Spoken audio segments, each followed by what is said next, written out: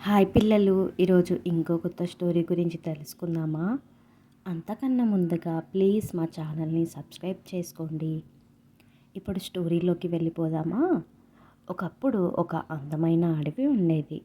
ఆ అడవిలో అన్ని జంతువులు చాలా కలిసిమెలిసి ఉండేవి. ఆ అడవిలో సింహం రాజుగా ఉండేది. ఏనుగు చాలా బలవంతుడు. అలాగే నక్క చాలా తెలివైనది. ఇలా అన్ని జంతువులు ఒక్కొక్కటి ఒక్కొక్క ప్రత్యేకత కలిగి ఉండేది. అందులో కుందేలు చాలా చురుకైనది.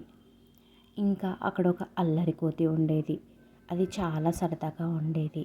ఇంకా జింక కూడా చాలా మంచిది. ఎలుగుబంటి అందరికీ సహాయం చేసేది. అలా అన్ని జంతువులు చాలా కలిసిమెలిసి స్నేహితుల్లాగా ఉండేవి. కానీ ఒకరోజు అనుకోని విపత్తు జరిగింది.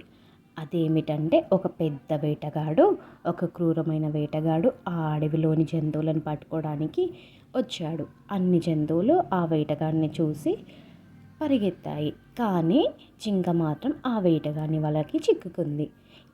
ఇంకా మిగతా జంతువులను కూడా పట్టుకుందామని ఆ వేటగాడు అక్కడి నుండి వెళ్తాడు.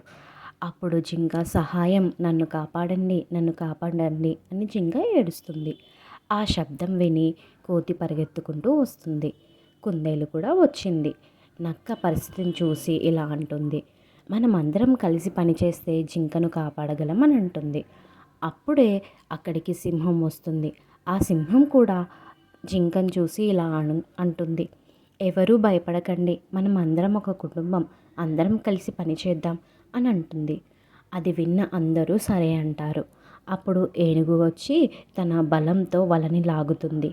ఎలుగుబంటి పెద్ద కర్రతో వలని కొడుతుంది. కోతి చెట్టుపైకెక్కి తాడును లాగుతుంది. కుందేలు తన పదునైన పళ్ళతో వలను కొరుకుతుంది. అలా కొద్దిసేపటికి చిర్ చిర్ అంటూ వల తెగిపోయింది. జింక బయటికి వచ్చేసింది. అది చూసి అందరూ చాలా సంతోషపడ్డారు. అప్పుడు నక్క చెప్పింది, ఒక జంతువు ఒంటరిగా ఉంటే ప్రమాదం, కానీ మనం అందరం కలిసి ఉంటే ఎవరూ మనల్ని ఓడించలేరు అంటుంది. అది విని సింహం గర్వంగా ఇలా చెప్తుంది, ఇదే మిత్రలాభం అంటే, మంచి స్నేహితులు కలిసి ఉంటే కష్టం కూడా పారిపోతుంది అని చెప్తుంది. ఆ రోజు నుంచి అడవిలోని జంతువులన్నీ మరింత ప్రేమగా ఐక్యంగా జీవించసాగాయి. పిల్లలు, ఇందులోని నీతి ఏంటో అర్థమైందా? మిత్రలాభం అంటే మంచి స్నేహితులను సంపాదించడం. ఐక్యమత్యమ మహాబలం. కలిసి ఉంటే ఎలాంటి కష్టమైనా జయించవచ్చు. పిల్లలు, ఈ స్టోరీ మీకు నచ్చిందా? నచ్చితే ప్లీజ్ బీఆర్ఆర్ టీవీ ఛానల్ని సబ్స్క్రైబ్ చేసుకోండి.